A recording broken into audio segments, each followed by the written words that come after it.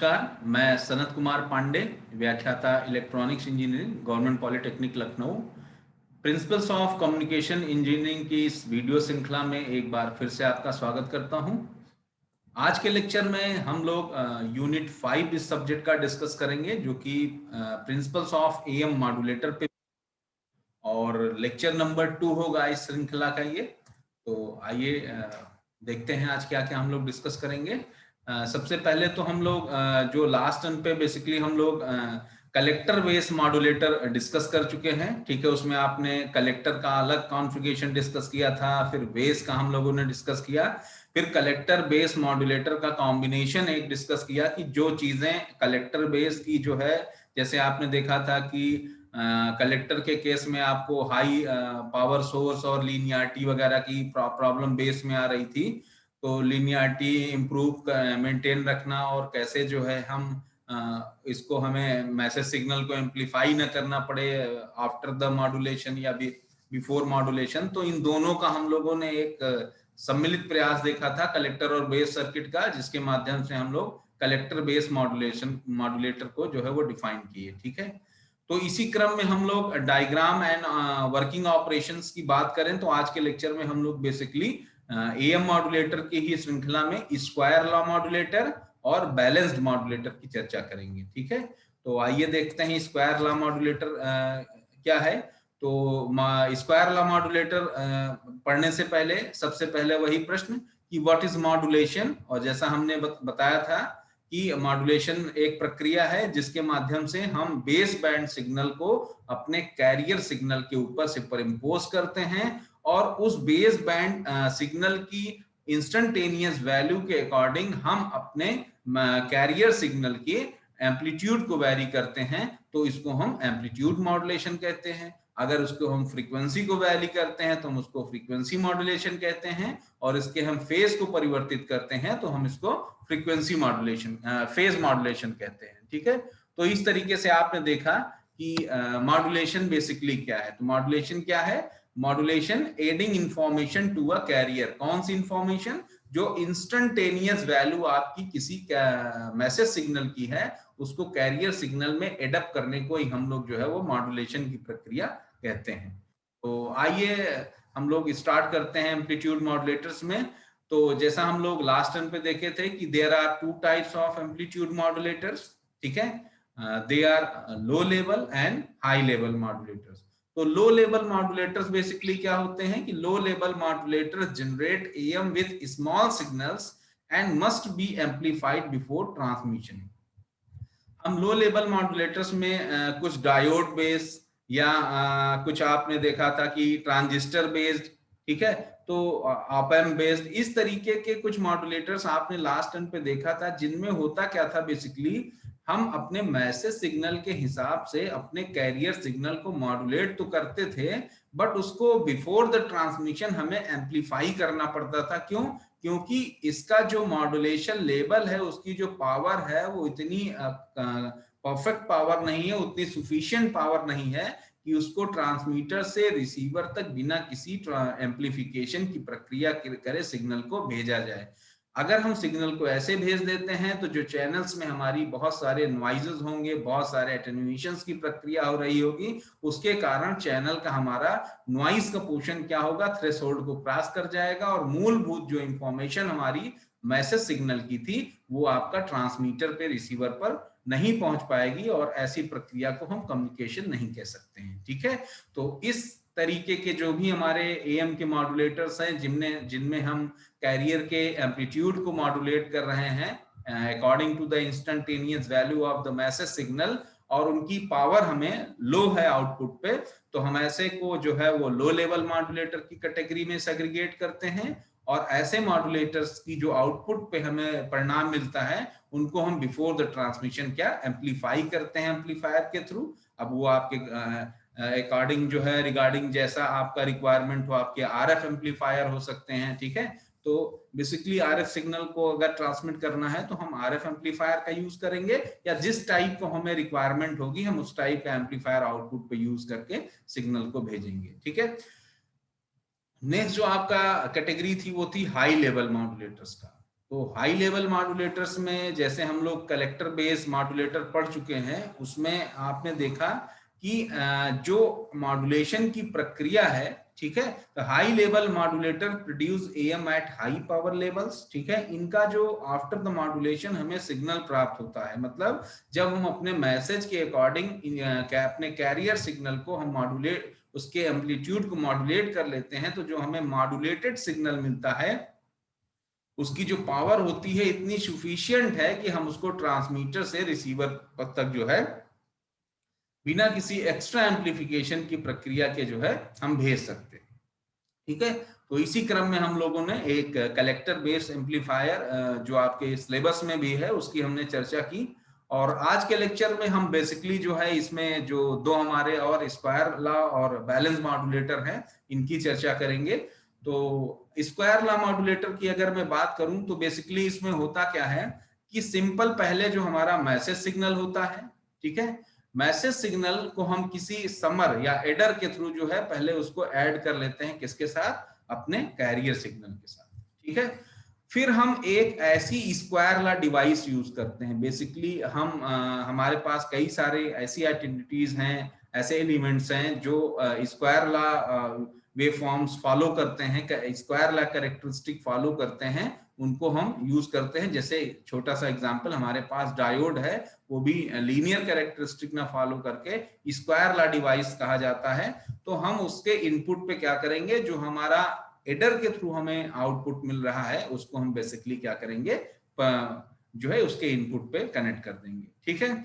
फिर वहीं पे जो हमें एक मैथमेटिकल एक्सप्रेशन मिलेगी जिसमें आपका V1 जो वैल्यू है, V1 क्या है, basically sum of the message signal and your carrier signal, ठीक है, इन दोनों का सम है। और हम इसको जब स्क्वायर ला डिवाइस से पास करेंगे तो हमें एक एक्सप्रेशन मिल जाएगी जो आपका लीनियर न होके स्क्वायर फॉर्मेट में होगी, ठीक है, एक बाइनोमियल क्रिएट कर रही होगी।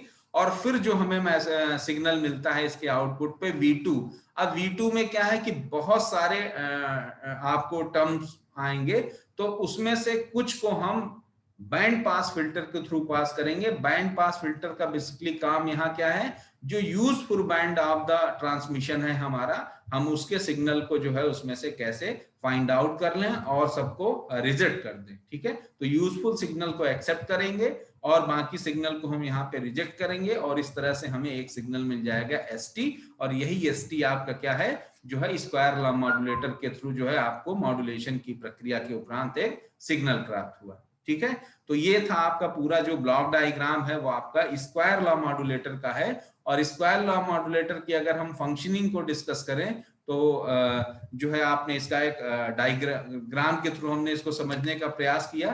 कुछ और इसमें स्पेसिफिकेशन देखें तो जैसे हमने कहा कि हमने एक मॉड्यूलेटिंग सिग्नल लिया और उस मॉड्यूलेटिंग सिग्नल की वैल्यू एम्प्टी थी और उसको एक career A cos 2 pi fct के साथ हमने सबसे पहले एक एडर से पास कराया, ठीक। These two signals are applied to as input to the summer या एडर ब्लॉक से हमने इसको पास किया था।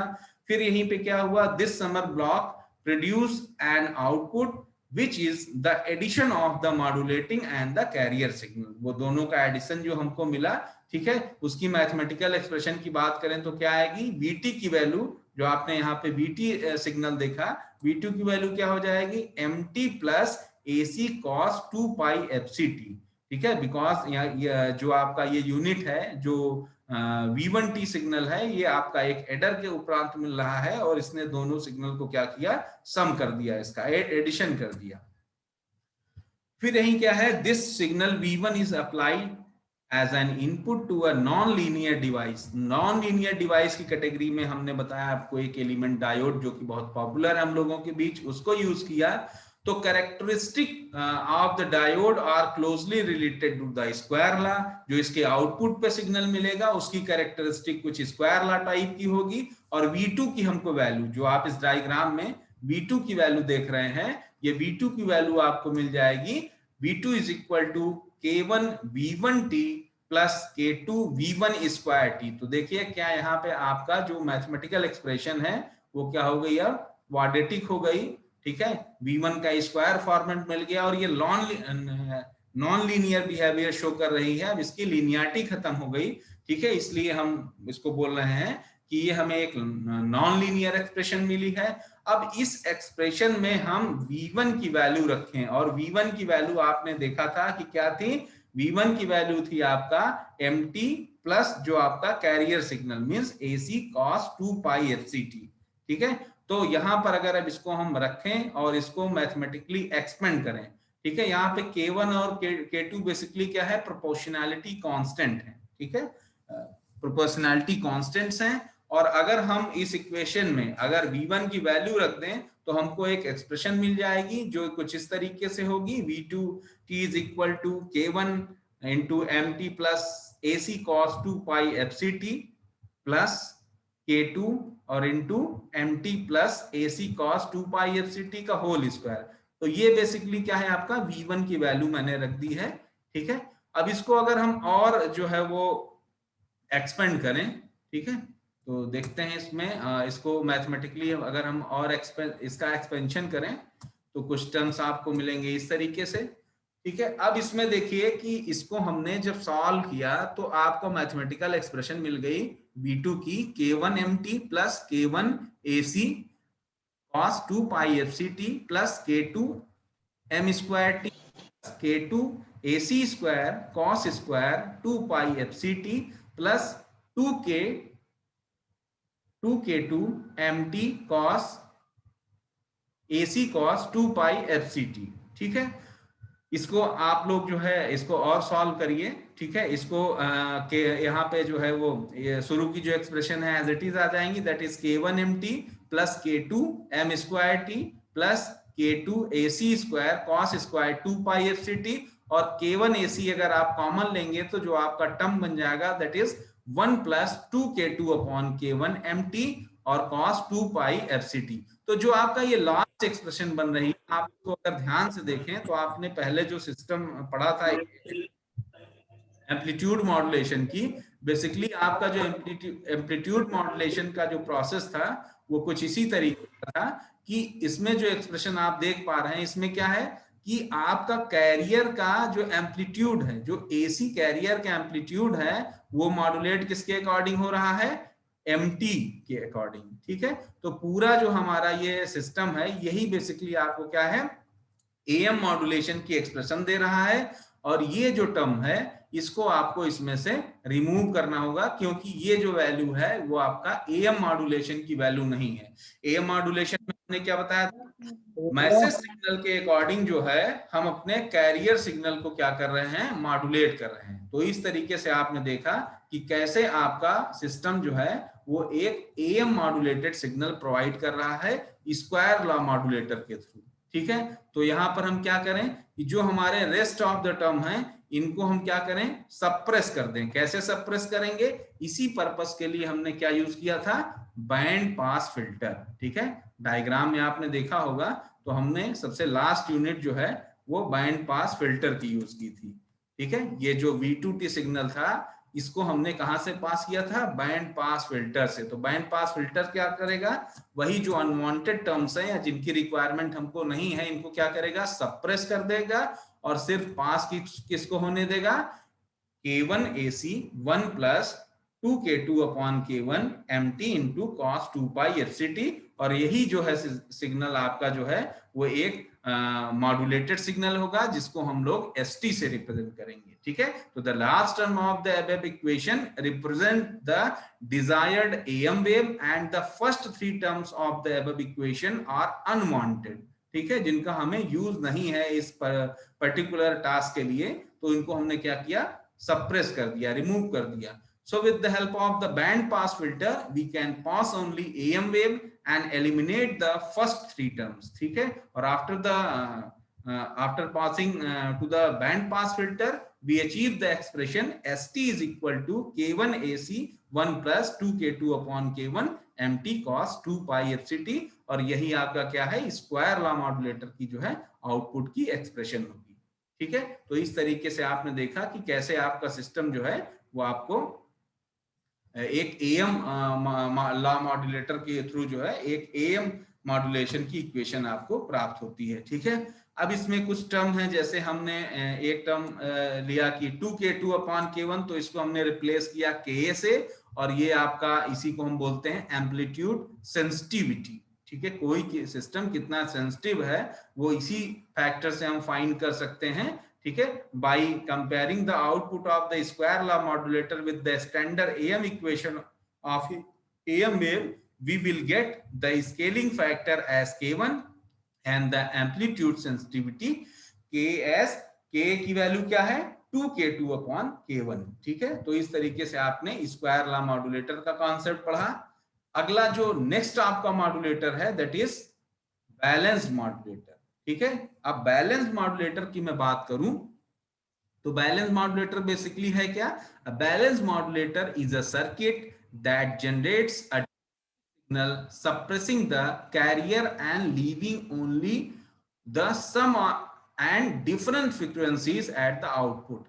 AM का जब हम लोग कॉन्सेप्ट पढ़ रहे थे, एम्पलीट्यूड मॉड्यूलेशन के बारे में बेसिकली चर्चा कर रहे थे, तो वहां आपने देखा था कि आपके पास जो है तीन तरीके की पॉसिबिलिटी थी। एक आपका कन्वेंशनल AM की बात करें, फिर वहीं पे आपका DSB SC सिग्नल आया था, SSB सिग्नल आया था, और फिर आपने एक वेस्टिजियस साइड बैंड पढ़ा था।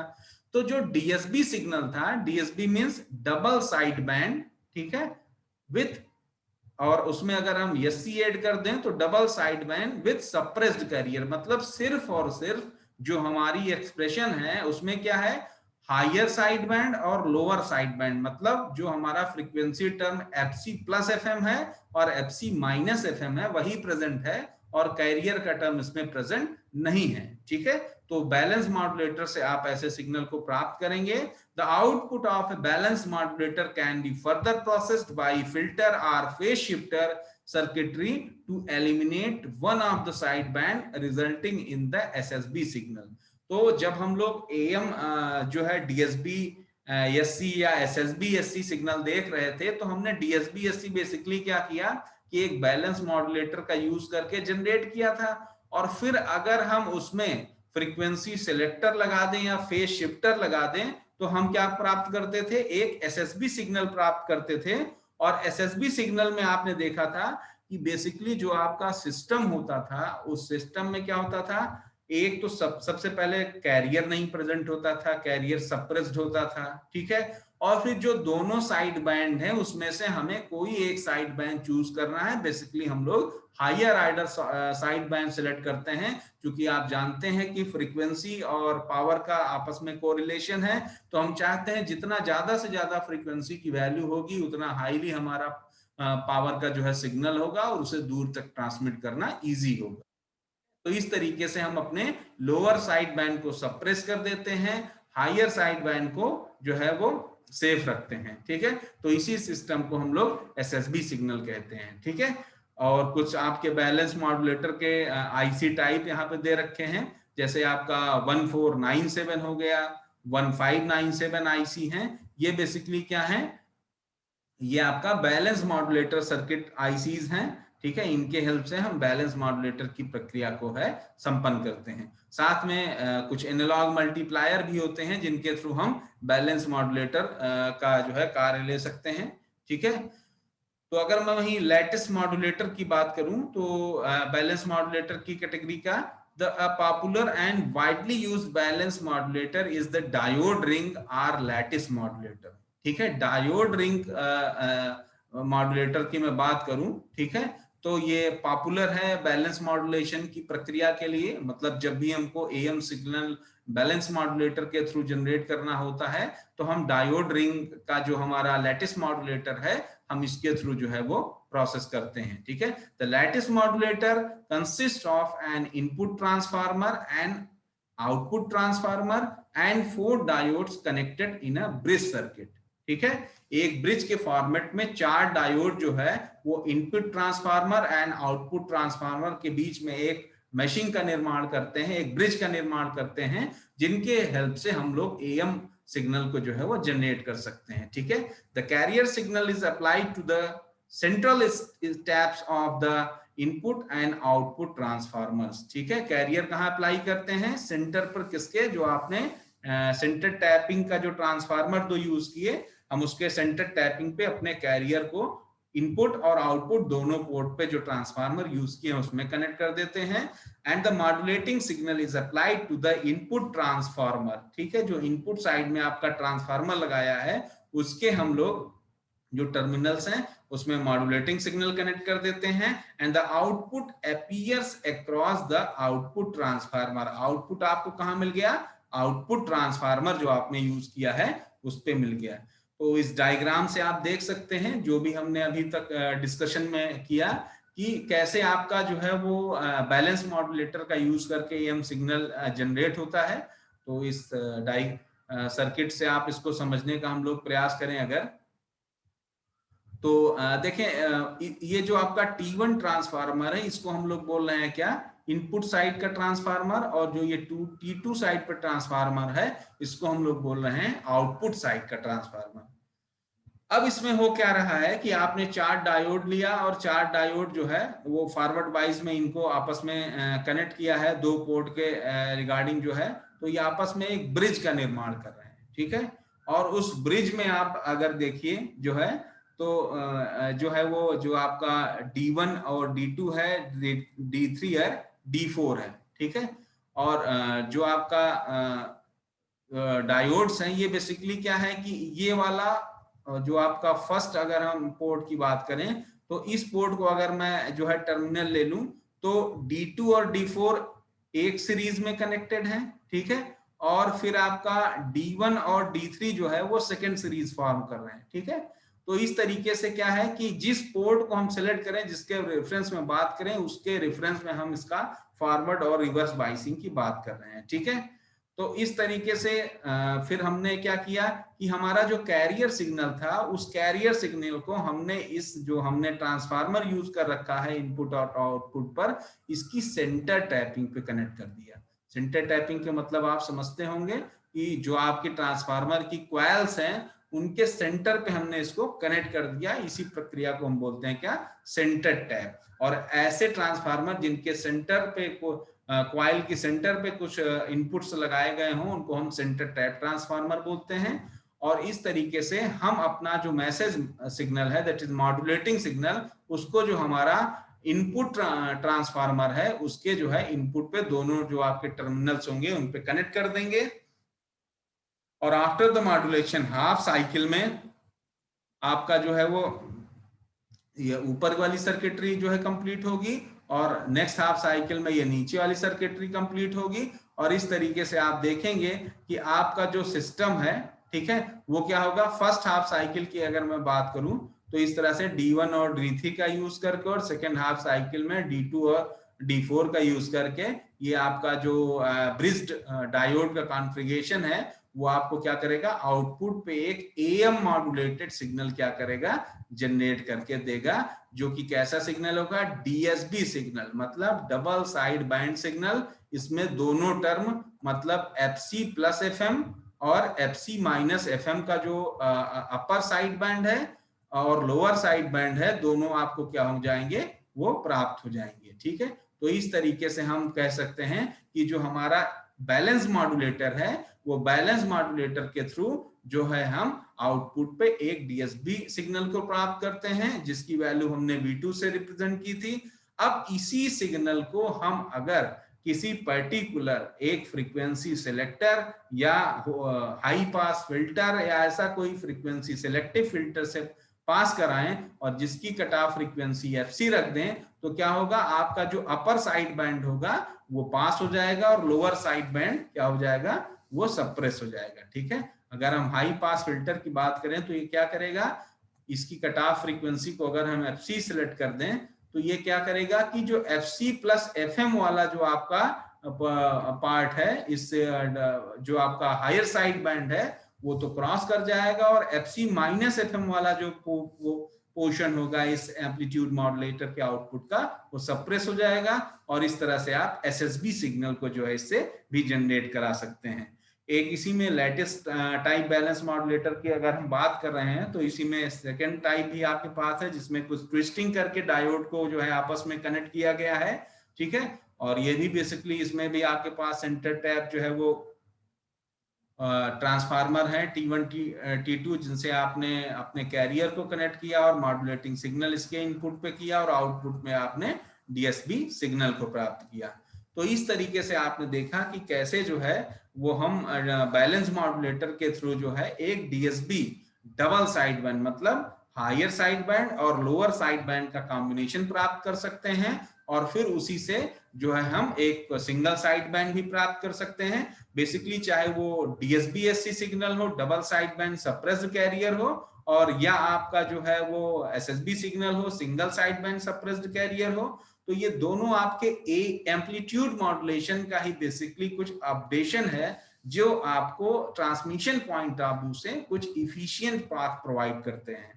ठीक है, तो इस तरीके से जो बैलेंस मॉड्यूलेटर हैं basically these are the very popular modulators for the AM generation. और आप सर्किटरी में देखें तो बेसिकली क्या है वो डायोड्स हमने यूज किया है और ट्रांसफार्मर यूज किया है और इनकी सर्किटरी बहुत कॉम्प्लेक्स ना होके वो सिंपल फॉर्मेट में है और इसकी हेल्प से हम लोग AM जो सिग्नल है हमारा वो आसानी से जो है वो जनरेट कर सकते हैं।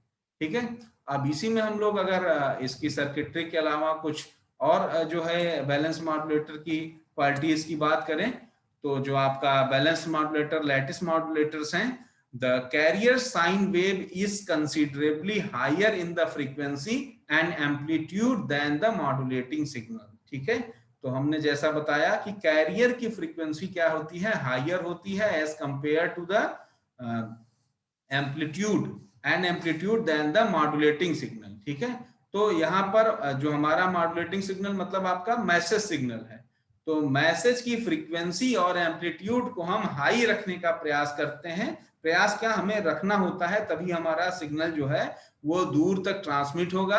अदरवाइज ड्यूरिंग द जो मॉड्यूलेशन की प्रक्रिया होगी उस मॉड्यूलेशन की प्रक्रिया के दौरान हमारा क्रॉसओवर होगा और हमारा सिग्नल जो है वो नष्ट होने की संभावना बढ़ जाएगी। ठीक है, the carrier sine wave is used as a source of forward and reverse bias for the diode. ठीक है, उस डायोड के लिए चूंकि हमने ब्रिज टाइप का डायोड इसीलिए यूज किया चूंकि आपने यहाँ ट्रांसफार्मर यूज किया है और इसमें उसकी पॉजिटिव हाफ साइकिल और निगेटिव हाफ साइकिल मतलब अपर हाफ साइकिल और लोअर हाफ साइकिल दोनों होंगी प्रेजेंट, और हमने इसलिए बैलेंस मॉड्यूलेटर यूज किया कि दोनों मॉड्यूलेटर के लिए हमें आउटपुट पे एक AM मॉड्यूलेटर सिग्नल जो है वो प्राप्त हो सके। ठीक है, the carrier turns the diode off and on at a high rate of speed.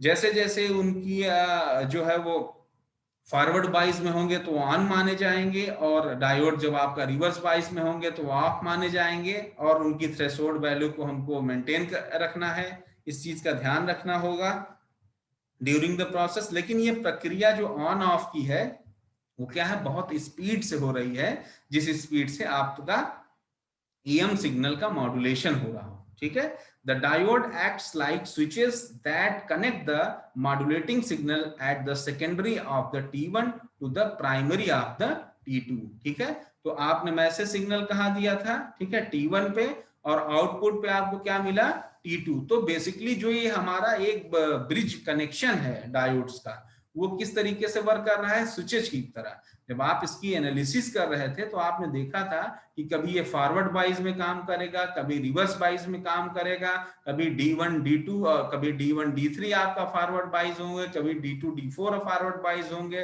तो इस तरीके से एक कॉम्बिनेशन इनका बनेगा जो कि आपके पूरे सिग्नल को जो है वो इस तरीके से करेगा कि हमारा जो कैरियर सिग्नल है वो कैरियर सिग्नल मॉड्यूलेट हो जाए, किसके अनुसार, जो हमारा मैसेज सिग्नल है। तो ये चूंकि बहुत पॉपुलर हैं और इफिशिएंट भी माने गए हैं बैलेंस मॉड्यूलेटर, इसलिए आप जगह जगह पर इनका इस्तेमाल जो है वो देखते हैं। ठीक है, अब कुछ आईसीज हैं जो एज अ बैलेंस मॉड्यूलेटर काम करती हैं, आपको जानना चाहिए ऑब्जेक्टिव पॉइंट ऑफ व्यू से भी, कि जैसे IC 1496 है और 1596 है। These IC is a versatile circuit available for the communication applications। ठीक है, तो कम्युनिकेशन पर्पस से हम इनका इस्तेमाल करते हैं कहाँ, कम्युनिकेशन सर्किटरीज में। जैसे आपका सिंपल मोबाइल फोन की मैं बात करूं या जहां कहीं भी AM सिग्नल आपको ट्रांसमिट करना हो, आप मॉड्यूलेशन की प्रक्रिया के लिए इन ICs का इस्तेमाल कर सकते हैं। ठीक है, it can work at carrier frequencies up to 1000 megahertz 100 megahertz, ठीक है। ये जो है वो 100 मेगाहर्ट्ज की फ्रीक्वेंसीज तक काम कर सकते हैं। It can achieve a carrier separation of the 50 to 65 dB, ठीक है। And the 1496 and 1596 IC can operate as a balance modulator or configured to perform as an amplitude modulator, a product detector और अ synchronous detector. तो इन ICs का इस्तेमाल करके basically ये balance modulator की ICs हैं, इनको हम यूज करके जो है वो एएम सिग्नल जनरेट कर सकते हैं। तो एज अ ये एएम मॉड्यूलेटर के रोल में होंगे। इनसे हम प्रोडक्ट डिटेक्टर की का भी कार्य ले सकते हैं, फिर सिंक्रोनस डिटेक्टर का भी ये कार्य करते हैं। तो इस तरीके से इन आईसीज में हम अपने सर्किटरी का एलिमेंट्स का कुछ अरेंजमेंट चेंज करके इनसे डिफरेंट डिफरेंट कार्य भी लिया जा सकता है। तो बैलेंस मॉड्यूलेटर बहुत फेमस मॉड्यूलेटर है, ठीक है। And analog multiplier is a type of integrated circuit that can be used as a balance modulator, ठीक है। तो आईसी के फॉर्मेट में जो है ये एनालॉग सर्किट की तरह जो है वो बैलेंस मॉड्यूलेटर की परफॉर्मेंस देते हैं। Analog multipliers are often used to generate DSB signal, ठीक है। एनालॉग मल्टीप्लायर्स का भी यूज हम करते हैं क्या है डीएसबी सिग्नल जनरेट करने के लिए। The analog is not a switching circuit like the balance modulator, जबकि वो आपका जो है वो स्विचिंग सर्किट नहीं होते हैं, ठीक है। उसके बावजूद हम इनका कॉन्फ़िगरेशन को सेटअप करके बैलेंस मॉड्यूलेटर का कार्य कर सकते हैं। बेसिकली हमारा उद्देश्य क्या है, एएम सिग्नल जनरेट करना। The analog multiplier uses differential amplifiers operating in the linear mode. The carrier must be a sine wave and the multiplier produces the true product of the two analog inputs, ठीक है। तो इनके input पे जो हमने signal दिया, ठीक है, फर्स्ट उसमें से साइनसॉइडल सिग्नल था, क्योंकि अपर हाफ साइकिल और लोअर हाफ साइकिल दोनों हमें जो है वो सिग्निफिकेंस है उनका ड्यूरिंग द मॉड्यूलेशन प्रोसेस, ठीक है। तो इस तरीके से आपने देखा कि आपके पास कैसे जो है वो बैलेंस मॉड्यूलेटर से हम सबसे पहले डीएसबी सिग्नल जनरेट करते हैं और उस डीएसबी का जो है कैरियर सप्रेस्ड होता है और उसकी सहायता से डीएसबी में जो अपर और लोअर साइड बैंड है उनमें किसी एक को हम सप्रेस करके एसएसबी सिग्नल को भी जनरेट कर सकते हैं। तो इस तरीके से आपने आज जो है वो डिफरेंट टाइप्स के मॉड्यूलेटर पढ़ा, जिसमें आपने स्क्वायर लॉ मॉड्यूलेटर के बारे में देखा और फिर आपने बैलेंस लॉ मॉड्यूलेटर के बारे में देखा। तो आज के लेक्चर में हम लोग यहीं तक रखते हैं। नेक्स्ट यूनिट में कुछ हम लोग और कॉन्सेप्ट पढ़ेंगे रिगार्डिंग द मॉड्यूलेशन। तो आज के लेक्चर में यहीं तक, थैंक यू।